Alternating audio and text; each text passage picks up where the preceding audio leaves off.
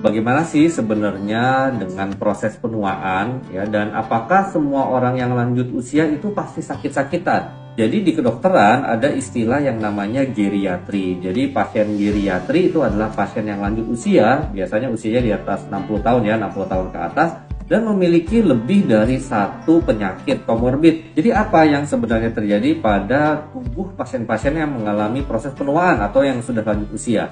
Ada dua kata kunci ya sebenarnya. Nomor satu itu adalah senescence, di mana sel-sel tubuh mengalami kemampuan untuk membelah atau berkembang ya, sehingga akhirnya ya makin berkembang terus lama-lama ya bisa menimbulkan kematian ujungnya ya. Kalau enggak manusia mah panjang umur terus dong. Nomor dua adalah adanya homeostenosis atau yang bisa kita bilang tuh cadangan ya, cadangan fungsi-fungsi organ gitu kan. Kalau kita sakit kan kita kondisi drop sesaat, habis itu organ-organ tubuh kembali normal lagi. Nah itu tuh cadangan reserve ya untuk bisa mengembalikan ke keseimbangan tubuh semula atau homeostasis. Itu cadangannya berkurang pada pasien-pasien yang usia lanjut. Selain itu, pada pasien-pasien usia lanjut banyak terjadi perubahan fungsi ya dan kemampuan organ-organ tubuh. Saya sebutin yang beberapa yang cukup penting deh ya. Misalnya nih, tekanan darah cenderung memang biasanya agak naik gitu ya. Kemudian kemampuan paru ya untuk membersihkan kuman ya, makanya pasien-pasien usia lanjut ini gampang kena infeksi paru karena refleks batuknya itu berkurang. Kemampuan bulu-bulu halus atau silia di saluran napas untuk mendorong keluar iritan, debu-debu, kuman itu juga berkurang. Kemudian juga fungsi ginjal pasti seiring bertambahnya usia itu juga menurun. Bahkan ada yang bilang begitu di atas 40-50 tahun, setiap tahun itu turun 1%.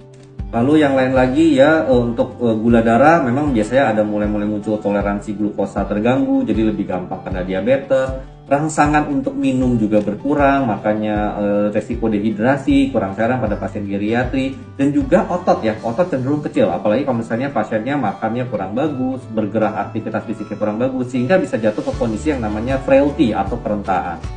Jadi gimana sih caranya menua dengan sukses, dengan sehat? Ini tipsnya.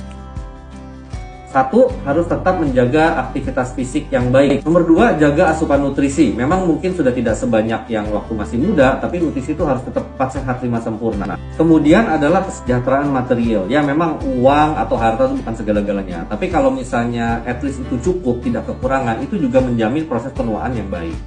Dan terakhir adalah memperhatikan kondisi psikis ya pasien geriatri atau yang sudah usia lanjut, karena kondisi depresi ya, kecemasan itu sering terjadi pada pasien-pasien yang usia lanjut, dan harus selalu mengupayakan pikiran yang positif, jangan mikir yang negatif-negatif.